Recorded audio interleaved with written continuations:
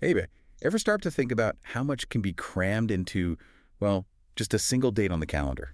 It's pretty wild when you look closely. Yeah, today we're going to pull back the layers on April 20th. It's a date that sparks very different images, very different feelings for people. That's right. The material you sent over, the many faces of April 20th, it really opened my eyes to just how much historical weight and, cultural weight this one day carries. We're going to explore why it's so globally recognized for cannabis culture, the whole 420 thing, Right. but also why it holds this really somber significance of being Adolf Hitler's birthday. Exactly. And, our goal here is always to give you the crucial info without sort of bogging you down. Get right to it. Yeah. So our mission today is to understand the surprising duality of April 20th, why it's a day of celebration for some, and, well, a day of stark remembrance for others. The material you shared gives us a really broad view, its origins, some twists and turns I definitely didn't expect. Okay, so where do we even start with a date this complex? Maybe the more lighthearted side first, the story behind 420. Sounds like a good place to start. And what's fascinating is how this whole global thing seems to have sprung from something so small, so specific. Right.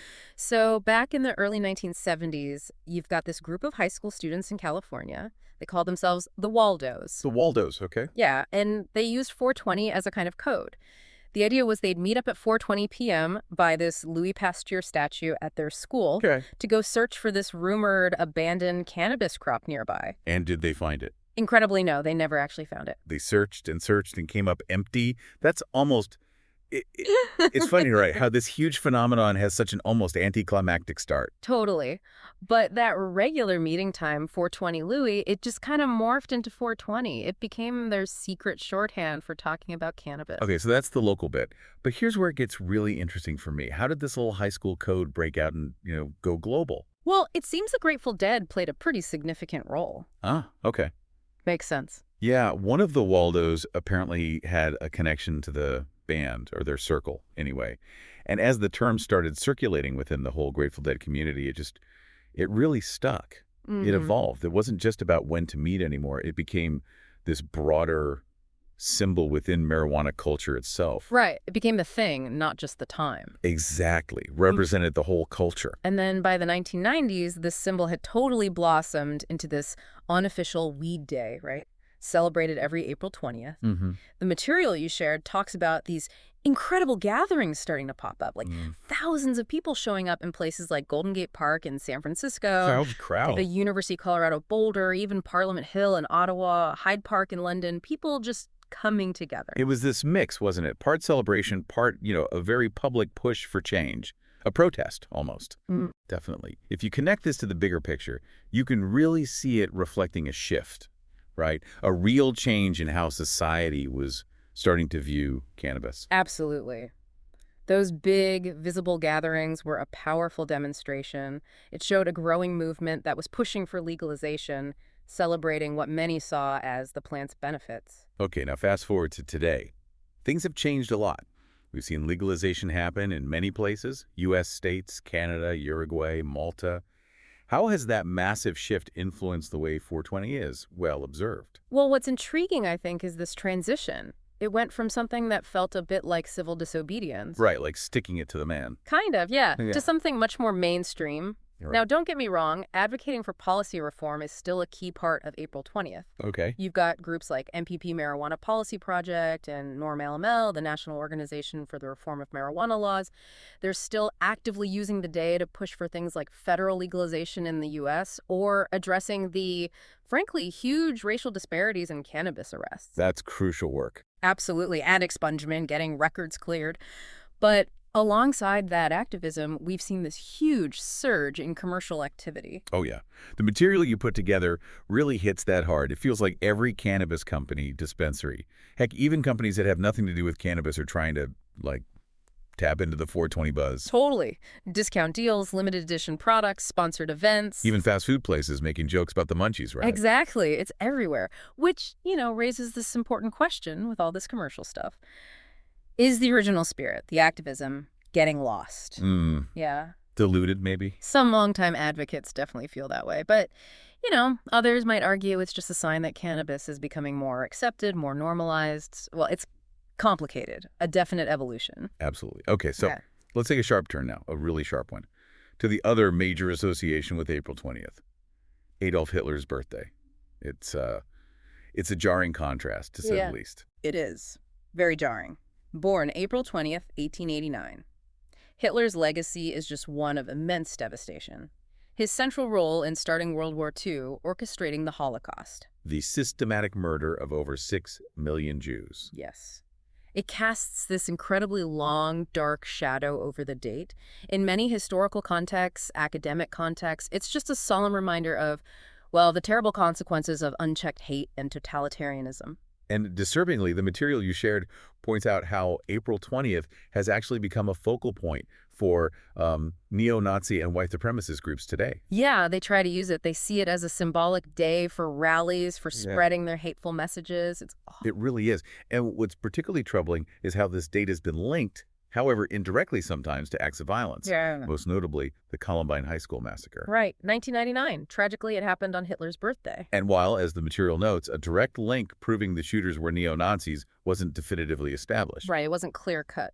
The timing itself just led to so much speculation, didn't it? Yeah. About their motivations, maybe wanting shock value. Exactly. It added another layer of horror to an already horrific event. It's a chilling connection, even just to consider. It really is. The information you provided also touches on how the world responds to this misuse of April 20th, Yeah. particularly in Germany where, any public display or a positive mention of Hitler is illegal. Yeah, strict laws there. And organizations like the Anti-Defamation League, the ADL, they actively monitor for hate group activity around this time. And Jewish organizations often use the date for Holocaust education efforts. Right. Kind of counter-programming the hate. Precisely. It really brings that stark duality of the date right into focus, doesn't it? On one hand, you have this growing, global, often cheerful celebration around cannabis. Yeah. And on the other, a date that carries immense historical pain and is actively exploited by groups promoting hate.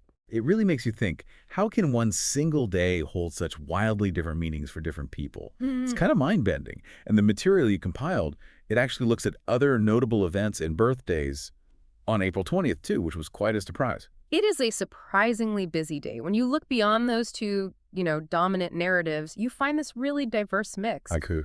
Well, people born on April 20th include George Takei. Oh, wow. Sulu. Yeah. Jessica Lange, Carmen Electra, the amazing musician Tito Puente. Quite the list. And historically, Yeah. the first known performance of Shakespeare's Macbeth in 1611. No kidding. Yep. Freedom of religion being granted to Jewish people in New Amsterdam back in 1657. The Apollo 16 moon landing in 1972. And Columbine, of course, in 1999. Right. It really challenges the idea that this date is only about cannabis or only about Hitler. It's much more layered. Yeah, it throws a real curveball into how we think about why certain dates become so significant, doesn't it? Okay, let's circle back to how 420 itself has evolved more recently. The material you shared really emphasizes how deeply connected it's become with this massive, multi-billion-dollar cannabis industry. Oh, absolutely. What started as this sort of underground counterculture thing Right. has now been fully embraced by corporations, by influencers. We're seeing slick marketing campaigns, big sponsored events, even, as we said, non-cannabis brands trying to get a piece of that cultural cachet. Trying to seem cool, basically. Pretty much become a major marketing moment on the calendar. But the information you provided also makes it really clear that the activism hasn't just vanished under all that commercial gloss. Not at all. April 20th is still a really important moment for pushing for changes in cannabis laws, right? Exactly. Advocates are definitely still using the day. They highlight the ongoing need for decriminalization, for federal legalization in the U.S. We talked about expunging records, making sure the legal industry is equitable, which is a huge issue, and expanding access to medical marijuana. The high visibility of 420 just gives them this powerful platform for these really crucial conversations. And it's not just about legal stuff anymore, is it? The material mentioned how 420 is also being used to spotlight the growing body of research around medical cannabis. That's a really significant aspect, yeah. There's so much more interest now in understanding how cannabis, its different components, cannabinoids, terpenes, all that, Right. how they might help with things like pain management, certain mental health conditions, neurological disorders, even just understanding our own internal system, the endocannabinoid system, that interacts with these compounds. Fascinating. So April 20th becomes an opportunity to share these scientific advancements, cut through some of the old stigma with actual data. Plus, you just can't ignore how much 420 is just part of pop culture now. Oh, totally. The info you shared lists so many musicians practically synonymous with cannabis. Snoop Dogg, Wiz Khalifa. Cypress Hill, Bob Marley, obviously Rihanna, A.P. Rocky, Kid Cudi, Drake. Right. The list goes on. Right. And it's a recurring theme or joke or plot point in TV shows, movies. And don't even get me started on the internet memes. It's become so deeply woven into the cultural fabric. All those mentions, whether it's in song lyrics or, a funny scene in a movie, they all contribute to the ongoing normalization of cannabis. And it just further cements 420's place in the mainstream consciousness. Now, this next part of the material you put together I found really interesting.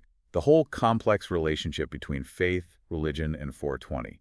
It's definitely not a simple picture. No, it's really quite nuanced. On one hand, you have many mainstream religions, historically at least, expressing opposition to cannabis use, often citing concerns about, impairment, potential for addiction, things like that. Catholic Church, Baptist, Orthodox Jewish streams, mainstream Islam. Okay. But then you also have religious traditions with really deep historical connections to the plant. Like Rastafarianism. Exactly. For Rastafari, cannabis, or ganja, is considered a sacred herb used in reasoning sessions to aid meditation and spiritual insight. And others. Well, some Hindu sects, particularly those devoted to Shiva, have used cannabis in rituals for centuries. There's even mention in some ancient Taoist texts about its potential medicinal and maybe spiritual application. Wow. It really highlights the incredibly varied ways humans have interacted with this one plant throughout history across totally different belief systems. It does. And the material you shared points out that there's actually an increasing amount of dialogue happening now between different faiths About what? about the ethical considerations of cannabis legalization, particularly around social justice, criminal justice reform. Tying back to those disparities we mentioned. Exactly. It's a really important conversation to be having, especially considering how past drug policies have disproportionately harmed certain communities, often communities of color. So, taking this global now, how does all this play out around the world? The information you compiled gives a bit of a snapshot, right? How 420 is observed or maybe not observed in different countries. Yeah, it varies quite a bit, as you'd expect. In Canada, for instance, where cannabis is fully legal nationally, Right. Point 420 has become quite a large community gathering day. It's part celebration, part still a moment for political engagement, talking about how the legal system is working or not working. Okay. What about the Netherlands? Amsterdam's famous for its coffee shops. Interestingly, they don't have huge formal 420 celebrations in the same way, but they definitely see an uptick in cannabis-related tourism around that time. It's more of an ongoing culture than a single peak day, perhaps. In Jamaica, given the Rastafari connection. There, it tends to blend more seamlessly with Rastafarian spiritual practices. It doesn't have the same kind of commercial recognition you see in North America. In Germany. In Germany, the focus tends to be more on policy reform discussions and highlighting advancements in medical cannabis, which is legal there. Gotcha. And then there are places where it's completely different. Oh, yeah. Countries with emerging cannabis economies, maybe like Mexico or Thailand or South Africa, they might be slowly seeing 420 introduced as a concept. But in nations with very strict drug laws, Singapore, Saudi Arabia were mentioned. Yeah. Even acknowledging 420, certainly celebrating it publicly, could carry really serious legal consequences, punishable offenses. It really just demonstrates how much local cultural norms and, crucially, the legal framework shape the meaning and the actual observance of the state globally. Okay, we have to circle back, though, to that darker aspect. It feels unavoidable. The tragic connection to the Columbine massacre and the way extremist groups have sort of co-opted April 20th. This is a really critical piece of the puzzle if you want to understand the full weight of April 20th. The Columbine High School shooting was just horrific, a generation-defining tragedy for many. Absolutely. And the fact that it occurred on Adolf Hitler's birthday just immediately led to this intense speculation about the shooter's motivations. Were they neo-Nazis? Was the date deliberate for that reason? Even though, as we said, that direct link wasn't definitively proven. Correct. But the association was made very publicly, very quickly. And the information you provided really emphasizes the lasting impact Columbine has had on how we think about school safety, obviously, gun violence debates in the U.S., mental health awareness. It's a tragedy that continues to echo. And unfortunately, as we touched on earlier, April 20th has also become this date that white supremacist and other extremist groups have latched onto, precisely because of the Hitler connection. Yeah, they see it as a day to rally, to commemorate him, to promote their ideologies. Law enforcement agencies, groups like the Southern Poverty Law Center, they actively monitor for increased chatter and potential activity around this time. So there's a very real concern about hate crimes, symbolic acts of violence. Sadly, yes. It's a sobering reminder that these hateful ideologies are still present and vigilance is needed. And this all ties into how the media covers April 20th, doesn't it? Which is another point you raised in the material. The framing really matters. It matters hugely. Media framing really shapes public perception. So, depending on the news outlet, the specific story focus, you might see April 20th presented primarily as a day of, lighthearted cannabis celebration. Yes, stoner holiday headline. Right. Or it could be framed as a solemn day to remember the atrocities of the Nazi regime. Or a time to reflect on the tragedy of Columbine and discuss school safety. Or even as a date where there's a heightened risk of terrorism or extremist activity. So many different angles. Exactly. And this varied coverage contributes to the complex, sometimes really conflicting public identity of April 20th. It makes you think about the psychology behind it all. Why do certain dates get so loaded with meaning? You introduced this concept in the material, temporal symbolism. Can you unpack that a bit? Sure. It's basically the idea from psychology and sociology that specific points in time dates on a calendar can become deeply connected to strong emotions, significant memories, shared cultural meanings, even specific behaviors. Dates acquire symbolic weight. April 20th is a really powerful, if complicated, example of this.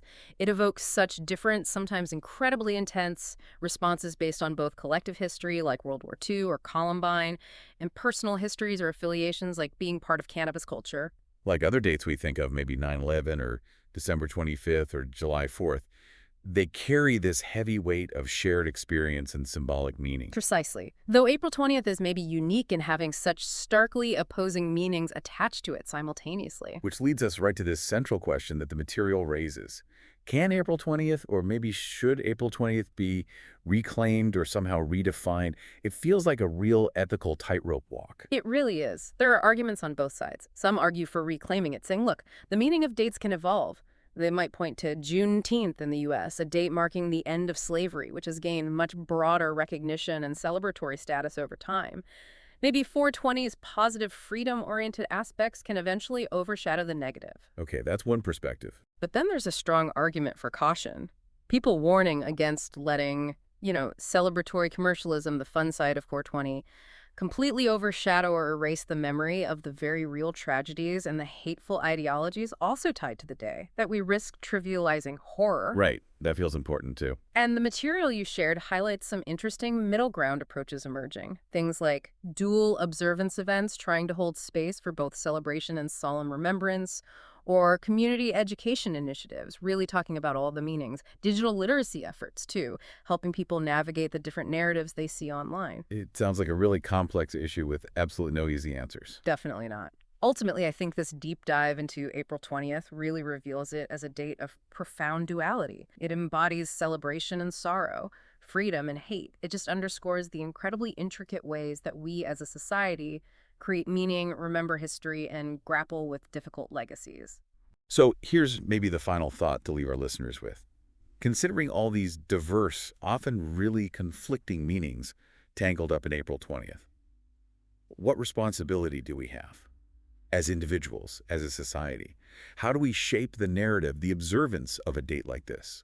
Is it even possible for one single date to hold such drastically different significance long-term? Or will one meaning eventually just sort of win out in our collective consciousness? That's a powerful question. Definitely gives you a lot to consider. It does. I really encourage you, our listeners, to reflect on the different facets we've talked about today. Maybe explore further some of the history, the cultural movements that stood out to you. Yeah, there's always more to learn. Well, thanks for taking this deep dive with us into the many, many faces of April 20th. My pleasure. It was fascinating to explore. Until our next exploration.